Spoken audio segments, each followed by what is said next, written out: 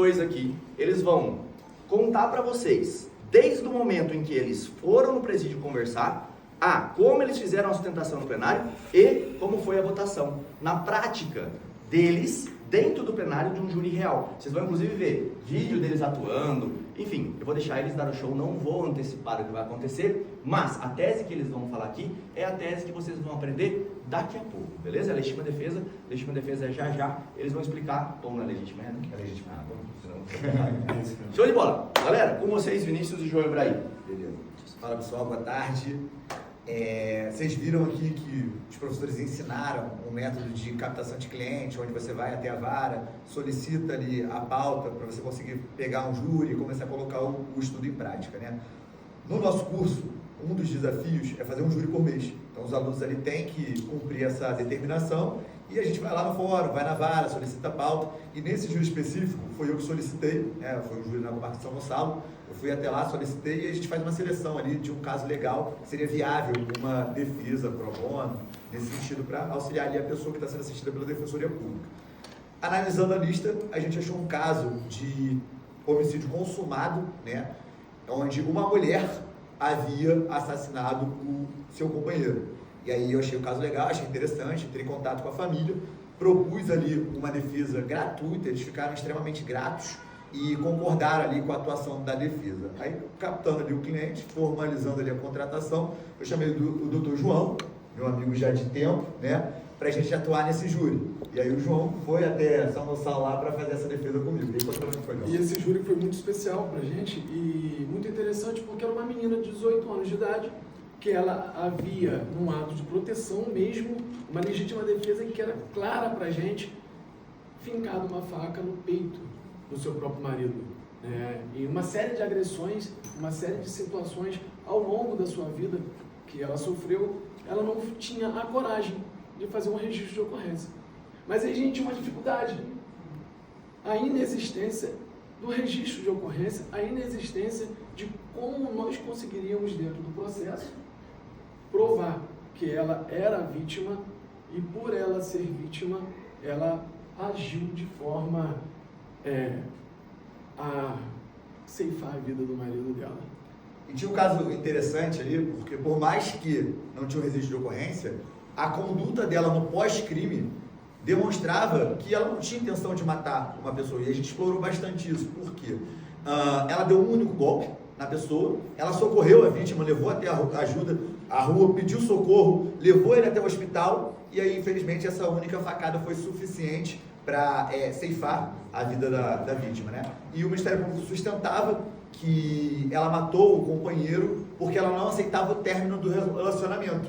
E aí tinham testemunhas nesse processo que traziam algumas narrativas, um pouco de contradição, mas no contexto geral dava a entender que ela vivenciava um relacionamento tóxico, que o cara a agredia, que nesse dia eles estavam se separando e nesse momento da separação a vítima, não aceitando o término, partiu para cima dela e ela, naquela iminência de receber um golpe, ela reagiu e se opôs ali à injusta agressão e a gente explorou essa parte, né, João? E uma coisa muito interessante, que o Vinícius, desde quando assumiu o caso, ele foi muito proativo. Ele, numa investigação defensiva, que é algo que a gente gosta muito de fazer, ele conseguiu colher imagens da vítima, que era a acusada, lesionada. Ela tinha vermelhidão no rosto, ela tinha machucados no cotovelo, no joelho, e que denotavam em si que realmente ela tinha sido vítima. Só que a gente ainda precisava provar da onde vinham aquelas lesões, né? E aí que entra a mãe dela, vizinhas, que conseguiram demonstrar quando isso acontecia. Mas um fato interessante foi que na inquirição ali,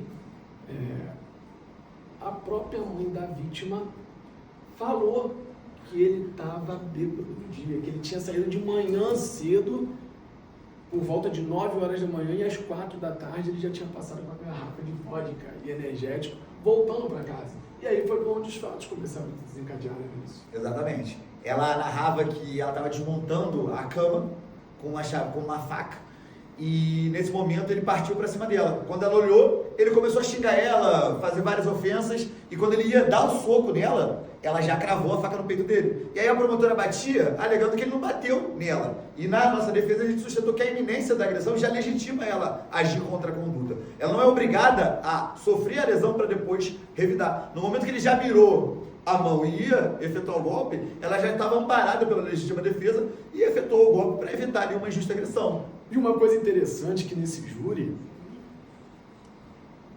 o Ministério Público, lógico, né? Ele, a todo tempo, ele queria denotar, ele queria tirar essa possibilidade da legítima defesa, né? E aí, assim, era uma menina de 18 anos.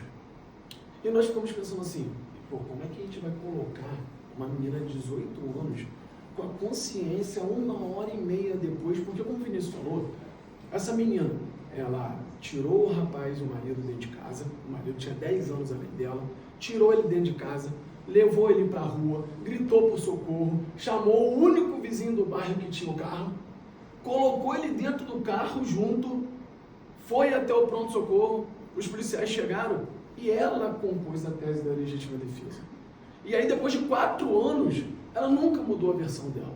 E o Ministério Público falava que ela tinha mudado a versão dela várias vezes. E aí entrou a técnica que a gente começou a fazer dentro do plenário, de desconstituir a acusação. Né? Exatamente. E tem uma questão importante aqui que vocês vão aprender, né? A legítima defesa, existe o artigo 3865, que ele fala que se houver dúvidas sobre a legítima defesa, ela deve ser reconhecida. E nesse caso, no máximo que a gente tinha era dúvida. A defesa não, a gente sustentava que tinha certeza que ele agia em legítima defesa. Mas o Ministério Público não foi capaz de comprovar que a tese defensiva ela não tinha respaldo. Porque a narrativa das testemunhas, a narrativa da vítima, a narrativa da mãe da vítima, a narrativa da mãe do réu, mãe da vítima, e a narrativa da ré, davam aso à nossa sustentação. E a conduta dela também. Então, com esses argumentos, a gente montou a defesa, sustentou em plenário e conseguimos ali um resultado favorável para a menina. E a gente tinha um grande lamento ali, que foi uma decisão que reformou toda a condição do tribunal do júri, e a decisão saiu na segunda e na terça já estava valendo. Qual foi a decisão, João? A decisão do STF que validava que a pessoa condenada no plenário poderia sair presa.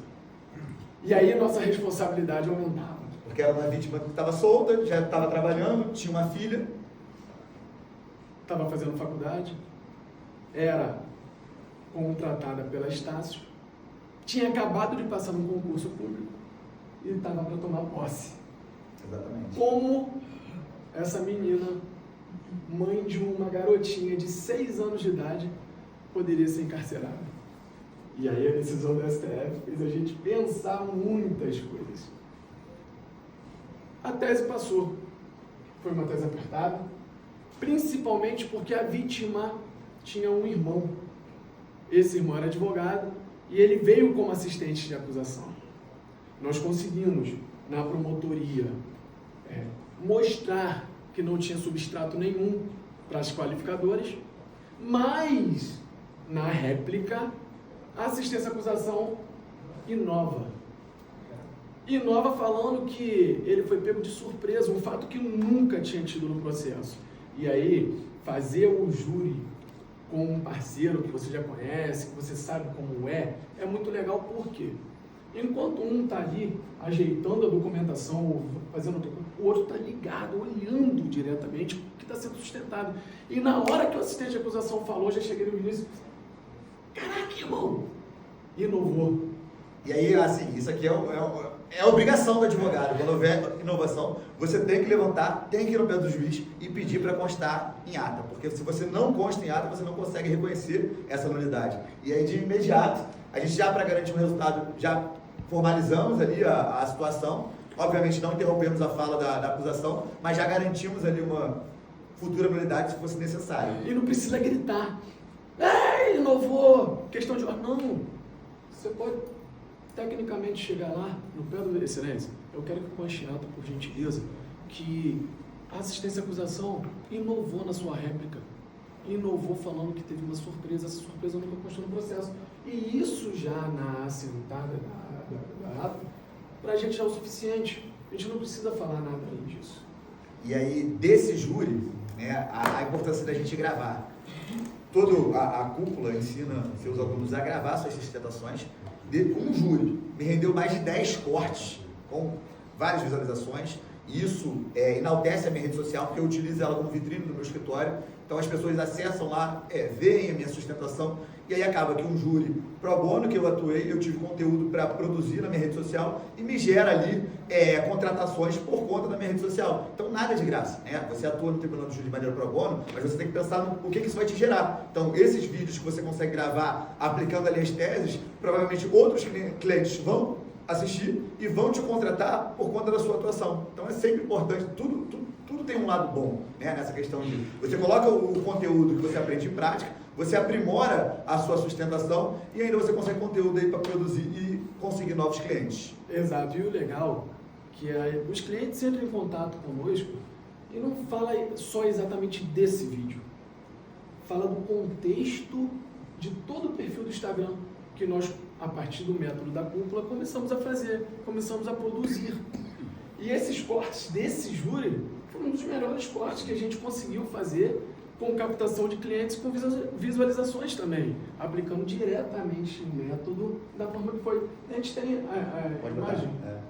Bom, agora vocês vão ver o vídeo, tá, pessoal? Vamos lá. Pode liberar o som aqui para a galera também ouvir aqui, tá?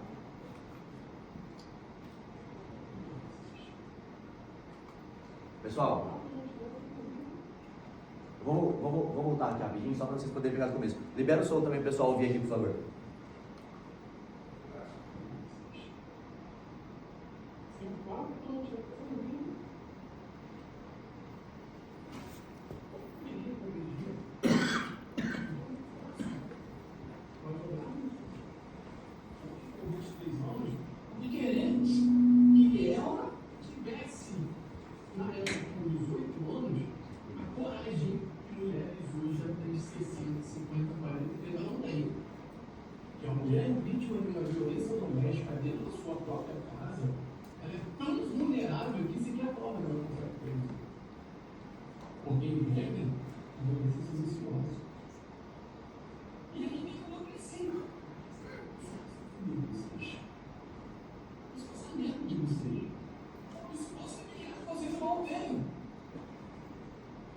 Você passa o segundo também? Próximo. Bate o seu pra cima dela e começa a falar: você é uma piranha, você é uma vagabunda, você não merece viver, se você não quer comigo, não vai de mim. E porra, ela ameaça ao fogo, ela tem como de reagir a tudo dos senhores. E isso está dentro da proporcionalidade. Ela vai ter que tomar um soco na cara para depois agir? Não, mas no momento que existe a iminência de um risco da agressão, o direito, a lei já te permite agir contra a execução. Não sei se vocês perceberam a diferença da fala, da entonação. Isso não é por acaso. É lógico, eu tenho minha característica própria, o Vinícius tem a característica própria dele. Eu sou policial bonzinho, a fala mansa, mais reflexiva, e o Vinícius já é. O policial malvado. A gente tem vários casos juntos, e vários clientes já falaram isso, que o João é o policial bonzinho e eu sou o cara mais malvado ali que briga, grita, berra. E isso é importante, vocês fizerem júris com algum outro advogado, você ter esse conhecimento de como você pode trabalhar. Até na troca da fala, a sincronização que a gente faz, a minha deixa é essa, João. Quando eu parar, você já entra falando. E a gente faz exatamente dessa forma. E dessa forma, quando nós publicamos, a gente capta bastante cliente. As pessoas entram em contato conosco realmente para saber: doutor, como que a gente faz para te contratar? Como que a gente faz para ter você no nosso caso, né, Vinícius? E assim, quando vocês começarem a aplicar o método, vocês vão ver que assim, acontece mesmo, a pessoa vem e fala: Vinícius, eu vi o seu Instagram, cara, você tem que ser meu advogado, eu quero um advogado com a sua postura. Então você consegue mostrar como você atua para o seu cliente e agradar ali, porque às vezes, nada contra, né, mas às vezes a pessoa só bota foto, a pessoa não vai saber como é que você trabalha. Agora, quando você posta um vídeo no tribunal do júri, tendo autoridade, você consegue convencer o seu cliente que você é o advogado que ele precisa. Show de bola, galera. Tem mais vídeo, não? Mas tem.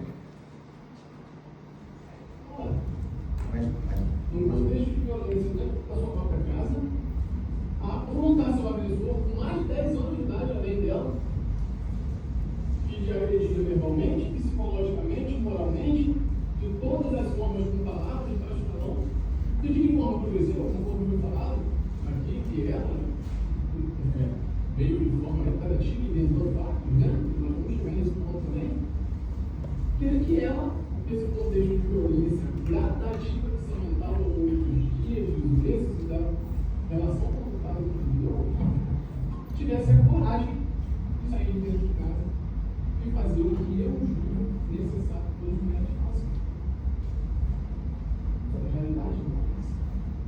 A realidade que nós tratamos no Brasil hoje não é essa. E tanto não é essa. Mais um? É mais uma última. Fazer aqui hoje na presença do Senhor que foi aqui foi falado muito em inconsistências. É muito fácil eu, no meu escritório, na consulta, a doutora, nos agentes dela, na condicionada dela, julgar o que aconteceu. Mas lá, no calor do momento, onde você já sofreu várias violências domésticas, onde tem um agressor te humilhando, te xingando, ao ponto de te agredir novamente, você vai pensar, ah não, vou apanhar mais uma vez para ir embora e acabar. Não, senhores, o direito ele te legitima a reagir. O direito, ele não te obriga a ser covarde. Qualquer pessoa em situação onde está tendo a sua integridade, muito sério se falando da gente, né? Agora ele pensa assim, mas ele podia ir embora. Não, o direito ele não te autoriza a ser frouxo. O direito autoriza a revidar a justa questão.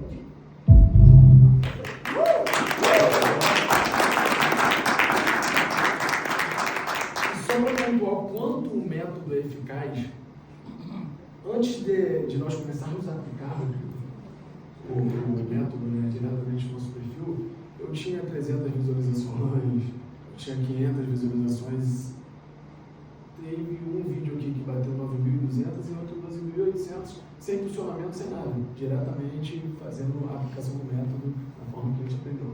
E aí o mais legal para vocês verem é que eles pegaram a pauta, eles escolheram o processo certo. Cara, é uma violência doméstica invertida que o promotor estava tentando fazer. E hoje em dia a gente sabe que violência doméstica é um assunto que comove muitas pessoas. Mas agora o cara era vítima e apanhava da mulher, olha que processo lindo. Então eles foram bons em analisar o caso, pegaram o caso certo, foram para a plenária, geraram os cortes e... Olha o que ele está falando, 12 mil visualizações, a gente mostrou 8 milhões para vocês. Cara, 12 mil visualizações, 9 mil, 5 mil já traz a imagem que você quer passar. E aí você para de ser o advogado procurado por grana, o cara vai lá para perguntar, doutor, o senhor cobra mais ou menos? Para o cara falar, doutor, eu quero você no meu processo, qual é o seu valor? E aí ele dá o preço e o cara vai atrás para pagar. É essa imagem que muda quando você faz isso. E aí, não sei se vocês pegaram, só vou pontuar isso aqui. Eles falaram uma coisa muito importante. Claro que depois, na hora de explicar a legítima defesa para vocês e como faz, que é uma das teses mais legais de fazer, o João vai bater muito em cima disso. Mas quem anotou o artigo que eles falaram a dúvida, a legítima defesa tem que ser aplicada. Cara, isso vira uma chave que é muito mais fácil você mostrar para o jurado que existe dúvida se há ou não a legítima defesa, e nesse aspecto ele tem que absolver e votar sim nesse quesito específico. Pessoal, muito obrigado por compartilhar aí com a galera a experiência de vocês, como vocês aplicaram lá na prática, e a gente quer que vocês vejam isso, tá? Cara, do jeito do João, cara filosófico, segue o Instagram dele lá pra você ver como é que é. Ele sempre faz esse ar professoral. O Vinícius já é mais esse cara sanguíneo, que vai e fala mesmo. E essa frase eu adoro que você faz ali, de falar, o direito não precisa... O direito não te obriga a ser covarde. Eu já vi vários cortes dele com essa mesma fala, e ele faz isso em vários júris. Cara, você percebe que é um padrão que já tá certinho? Show? Então, beleza. Agora, o arroba dos doutores, depois vocês passam... pode falar aí. Vinícius Bernardini, Bernardini.tv, João Ibrahim.tv. E tem um H em algum lugar de Ibrahim, né? IBRAHIM. Tá, beleza. Show. Beleza. Agora a gente vai fazer o seguinte. Eu quis trazer um caso que ainda eles não contaram para vocês ficarem com as caraminholas, mas espera aí, como é que eu sustento, como é que eu não sustento? Vocês vão aprender depois, então eu trouxe a curiosidade, abri uma portinha na cabeça de vocês aqui de como faz a legítima defesa, e depois os professores vão ensinar, e quando eles ensinarem, vocês vão, putz, olha, foi por isso que eles falaram aquilo, naquela palestra. E agora a gente vai fazer o quê? O inverso.